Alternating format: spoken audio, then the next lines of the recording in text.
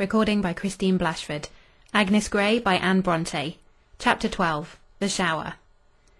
The next visit I paid to Nancy Brown was in the second week in March, for though I had many spare minutes during the day, I seldom could look upon an hour as entirely my own, since where everything was left to the caprices of Miss Matilda and her sister, there could be no order or regularity.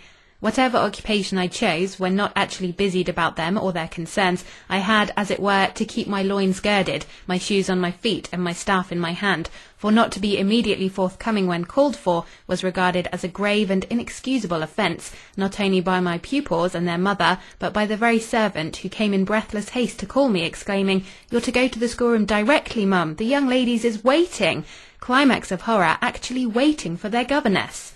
But this time I was pretty sure of an hour or two to myself, for Matilda was preparing for a long ride, and Rosalie was dressing for a dinner party at Lady Ashby's. So I took the opportunity of repairing to the widow's cottage, where I found her in some anxiety about her cat, which had been absent all day. I comforted her with as many anecdotes of that animal's roving propensities as I could recollect. "I'm feared of the gamekeepers," said she. "That's all I think on. If the young gentlemen had been at home, I should have thought they'd been setting their dogs at her, and worried her, poor thing, as they did many a poor thing's cat. But I haven't that to be feared on now." Nancy's eyes were better, but still far from well. She had been trying to make a Sunday shirt for her son, but told me she could only bear to do a little bit at it now and then, so that it progressed but slowly, though the poor lad wanted it sadly. So I proposed to help her a little after I had read to her, for I had plenty of time that evening, and need not return till dusk. She thankfully accepted the offer. "And you'll be a bit of company for me too, miss," said she. "I like as I feel lonesome without my cat." But when I had finished reading and done the half of a seam with Nancy's capacious brass thimble fitted onto my finger by means of a roll of paper, I was disturbed by the entrance of Mr. Weston, with the identical cat in his arms. I now saw that he could smile, and very pleasantly too. "I've done you a piece of good service, Nancy," he began. Then seeing me, he acknowledged my presence by a slight bow. I should have been invisible to Hatfield or any other gentleman of those parts.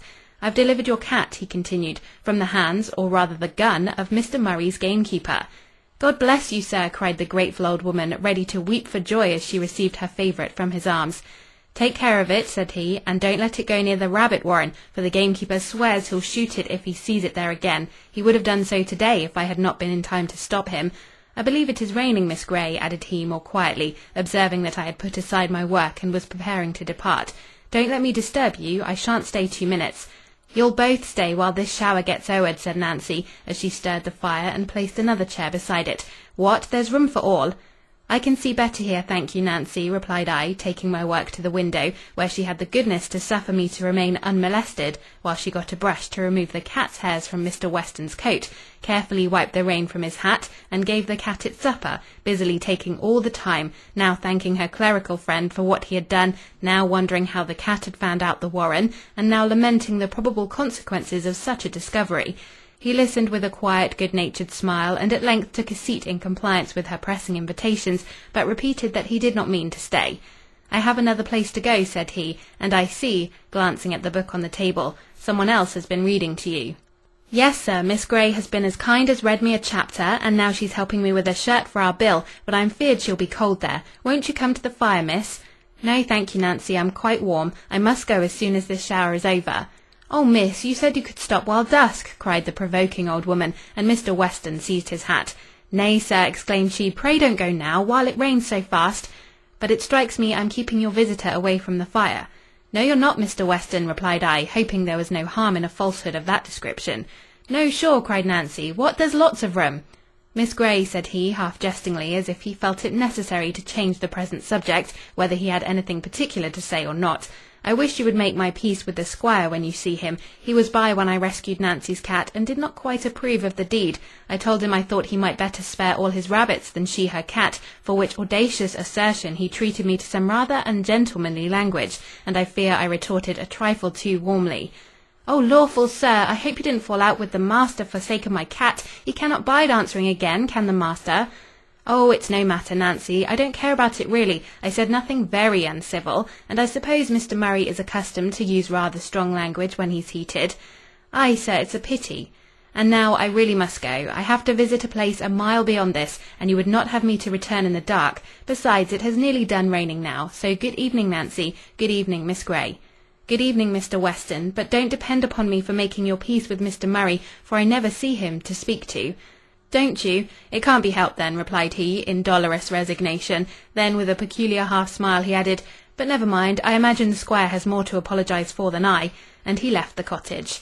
I went on with my sewing as long as I could see, and then bade Nancy good evening, checking her too lively gratitude by the undeniable assurance that I had only done for her what she would have done for me, if she had been in my place and I in hers. I hastened back to Horton Lodge, where, having entered the schoolroom, I found the tea-table all in confusion, the tray flooded with slops, and Miss Matilda in a most ferocious humour. "Miss Grey, whatever have you been about? I've had tea half an hour ago, and had to make it myself, and drink it all alone. I wish you would come in sooner." "I've been to see Nancy Brown. I thought you would not be back from your ride." "How could I ride in the rain, I should like to know? That damned pelting shower was vexatious enough, coming on when I was just in full swing, and then to come and find nobody in to tea, and you know I can't make the tea as I like it." "I didn't think of the shower," replied I, and indeed the thought of its driving her home had never entered my head. "No, of course, you were under shelter yourself, and you never thought of other people." I bore her coarse reproaches with astonishing equanimity, even with cheerfulness, for I was sensible that I had done more good to Nancy Brown than harm to her, and perhaps some other thoughts assisted to keep up my spirits, and impart a relish to the cup of cold, overdrawn tea, and a charm to the otherwise unsightly table, and, I had almost said, to Miss Matilda's unamiable face. But she soon betook herself to the stables, and left me to the quiet enjoyment of my solitary meal. End of chapter 12.